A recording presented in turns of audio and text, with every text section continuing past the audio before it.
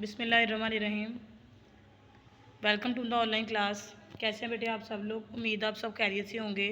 Chapter number 5 बेटे आज हमने स्टार्ट करना है, tissues organs and organ system. ठीक है, लेक्चर नंबर 1 है हमारे पास, उसका levels of organization. Levels of organization हमारे पास क्या होते हैं, जिसमें हम बात करते हैं कि एक जानदार को किन किन लेवल से गुजार के बनाया गया।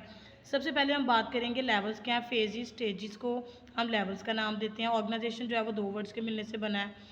ऑर्गेनाइजेशन यानी कि हमारे पास एक प्रोसेस है ऑर्गेनाइज से। ऑर्गेनाइज का मतलब क्या है? मुनज़्ज़म करना।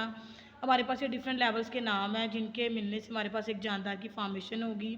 सबसे जो पहला लेवल हमारे पास है वो है एटॉमिक लेवल, जो कि एटम से निकला वर्ड। एटम्स क्या है? स्मॉलेस्ट पार्टिकल है जो किसी भी मैटर के अंदर उसकी प्रॉपर्टी को मेंटेन करता है, वो हमारे पास एटम है। और इसको इसके अंदर डिवाइड करने की एबिलिटी हमारे पास नहीं होती। मैटर के हमारे पास कोई भी ऐसी चीज़ जिसका कोई मैस होता है, that has mass and occupies space, जिसका जो कि किसी जगह को घेरेगा, वो हमारे पास क्या कहलाएगा? मैटर कहलाएगा।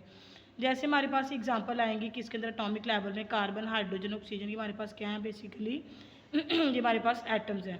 एटम्स के मिलने से जो नेक्स्ट लेवल बनेगा that is molecule, molecular level बनेगा। ठीक है, हमारे पास जब मॉलिक्यूल्स कंबाइन करेंगे उनसे जो नया लेवल बनेगा वो मोलेकुलर लेवल कहलाएगा। जैसे एग्जांपल है कार्बोहाइड्रेट्स, प्रोटीन्स और लिपिड्स।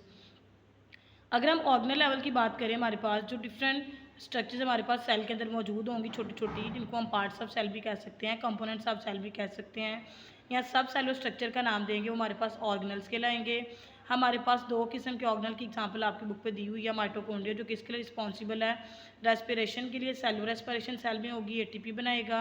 और राइबोसोम्स क्या करेंगे? हमारे पास राइबोसोम्स प्रोटीन सेंसिस करेंगे। तमाम ऑर्गेनल्स के दरमियान हमारे पास सेल में डिवीजन ऑफ लेबर मौजूद होती है। कोई भी ऑर्गेनल किसी दूसरे का काम नहीं कर सकता। जैसे अगर हमने घर बनाना हो तो हम मजदूर लगाते हैं अपने घर पे, किसी को कहते हैं तुमने ईंटें उठानी है, किसी को हम कहते हैं तुमने बजरी उठानी है। ठीक है, इस तरह से हमारे पास तमाम ऑर्गेनल्स के अंदर भी क्या होती हैं? बेसिकली हमारे पास लेवल्स ऑफ ऑर्गेनाइजेशन के अंदर ऑर्गेनल लेवल पे जाके हमारे पास डिवीजन ऑफ लेबर होती है, जिसमें हर ऑर्गेनल सिर्फ अपना काम करता है, कोई भी ऑर्गेनल किसी दूसरे का काम नहीं करता, जिसको हम बायो में डिवीजन ऑफ लेबर का नाम देते हैं।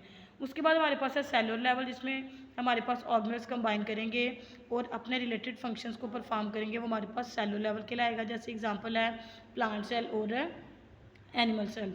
इसके अलावा हमारे पास जो अगर हम टाइप्स की बात करें अकॉर्डिंग टू सेल्स के, किस किस जानदार के अंदर जो है वो किस किस्म के जो है वो सेल मौजूद होते हैं। कुछ जानदार ऐसे होते हैं जिनके अंदर सिर्फ एक सेल मौजूद है, वो यूनिसेलुलर कहलाएंगे।